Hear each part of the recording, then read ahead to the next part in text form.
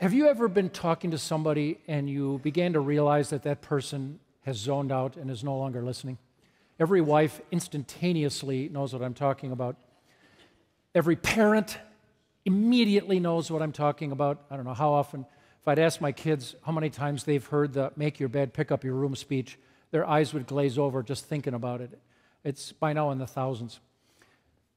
But grown-ups go through that too. I was sitting in an airplane for the umpteenth time this last week and watched people zoning out when the stewardess began her little speech. And you guys know how that goes, right? Please, there's no smoking in the lavatory. Do not disable the smoke detectors in the lavatory. It is a federal offense.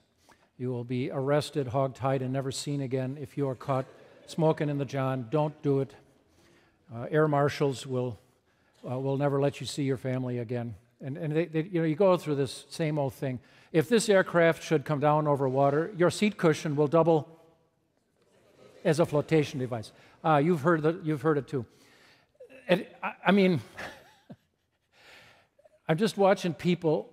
Please take that plastic card out of your seat pocket so we can go through our safety procedures. Do you know what nobody on the plane is doing at that point? Taking the laminated plastic card out of the seat pocket in front of them. If we think it's boring, think of the poor stewardess who has read that thing 8 times a day for the last 13 years of her life.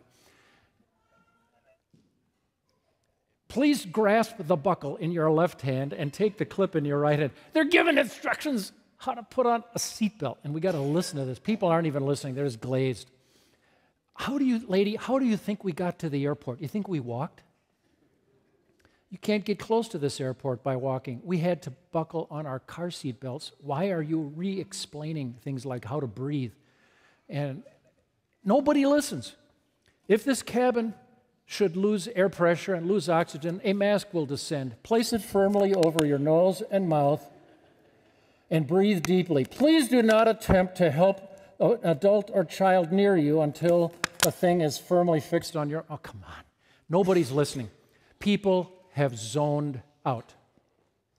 Now, this is just one of the minor little irritations of life, one of the rituals you have to go through so that the FAA can say we're doing everything we can to ensure air safety. So we all go through little things like that.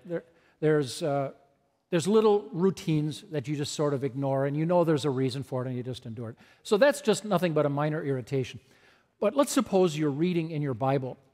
There are stretches of the Bible where you're reading along and you think, what does this have to do with anything? Here is so-and-so became the father of so-and-so. So-and-so is the son of so-and-so, who is the son of so-and-so. You hear this string of names, for instance, and you don't know any stories connected to any of the names. You don't know the significance of why are these even in the Holy Bible. Of all of the 100 questions I have, Lord, that I would like answered, why do you waste precious space? If you've only got 1,500 pages to work with, why can't you answer some of my questions instead of giving me a genealogy of people I will never meet, of whom I know nothing, and it seems to be taking up space. And so some people just think of that as the Yadda chapters of the Bible.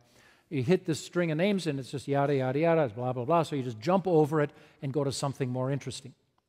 Now, I am not mocking that point of view because I held it once myself, and I struggle with, I don't know why these are even in here. But as I got a little older, it began to dawn on me that that God wasn't just being frivolous and wasting ink on trivia. But there are reasons, and if I pay attention, I might start to notice them. And one of those Yadda chapters that people sort of gloss over, zone out, and don't really pay attention to is the end of the book of Romans, chapter 16. Why don't you open up your Bible with me and let's take a look at it today.